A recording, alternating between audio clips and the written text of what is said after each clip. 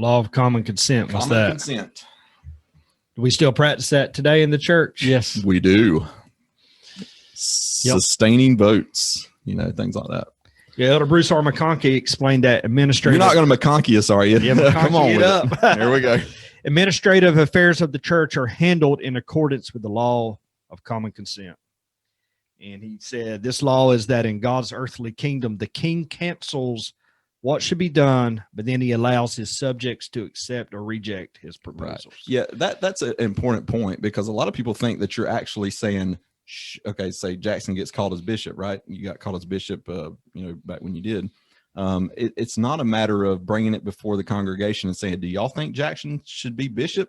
Like, it's not, it's already been done. The Lord has counseled that this is who's going to be bishop. However, like you said, it gives everybody an opportunity to reject or sustain that calling. So it's not about should the calling happen or not. It's about whether you support it or not. Now, people can bring up, if they know something behind the scenes or something, they should bring it up and in private, go to whoever is the leader at the time and say, hey, I do know Jackson likes to beat his dogs every now and then, and he's not nice to them. I mean, I don't know, whatever, it's got to be something pretty great, to be able to do that. So years ago at General Conference, from my memory, it never happened. And then a group of people got tired of the robotic. Yeah. Everyone raise your right hand. But then there was a group of people that started to not sustain. Yeah. And you can hear them. Say, and you can hear them. Yeah. And now they say, go talk to the state president. Right? Yeah. I think what's neat about the sustaining is, and I wish we had a camera on some faces as we did it, because I think it can be very telling. You're like, Ward family. I mean, some of these people. Like, really? You get that split second to school your thoughts and be like, but can I really do this? That split second's all you need, though. Like, how do I really feel? Well, then it's on me. I need to fix it, right? But I think it would be funny to have a camber pan that mask helps now, though. Right? It's usually like this, and it's like what? Like who did they just call him to what? Or they just called her to this? Whoa, what? I don't know. But it's also a really great way to bring the spirit in, to be like, oh, is this like Oliver Cowdery being told beware of pride? Is this Heidi, this person's it? Where are you on that? Are you accepting what the Spirit is saying? Point. I love your point on that, because there's obviously personality differences, right? And that's oftentimes what gets in the way of people getting along. It's just the differences of personalities, right? Yeah.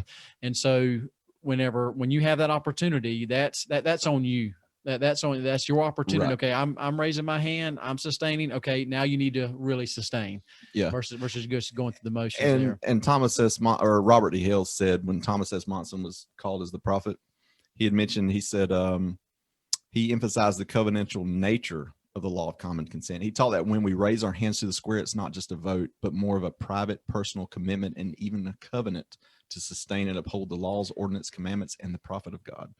Mm-hmm. So we're making a covenant, which is the whole raise the hand thing. And, it's a covenant. We know where those are made also in the temple covenants. And so it's a bigger deal than I think sometimes we think. I know I've been guilty of thinking, okay, all right, cool. So that's why I don't sustain the ward choir director, because I'm not singing. I'm just kidding. So in temple recommend interviews, I would often ask, what does it mean to you to sustain? Because he says, do you sustain the first prayer and so forth? And what does it mean to you to sustain? Right? Does it mean just, okay, I agree. Right. It's good. Or does sustaining have more action type a meaning behind it? Are you going to actively support your local ward leaders?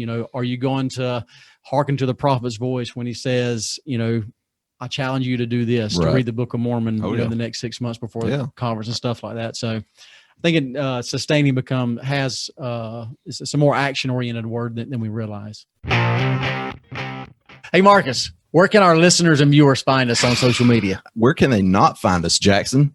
We're everywhere. Everywhere. I mean, we are on basically one of the easiest things we could do is go to our website, saintsinthesouth.com, because you can go into that thing. It's going to list all the podcasts that we're on, the YouTube channel, we're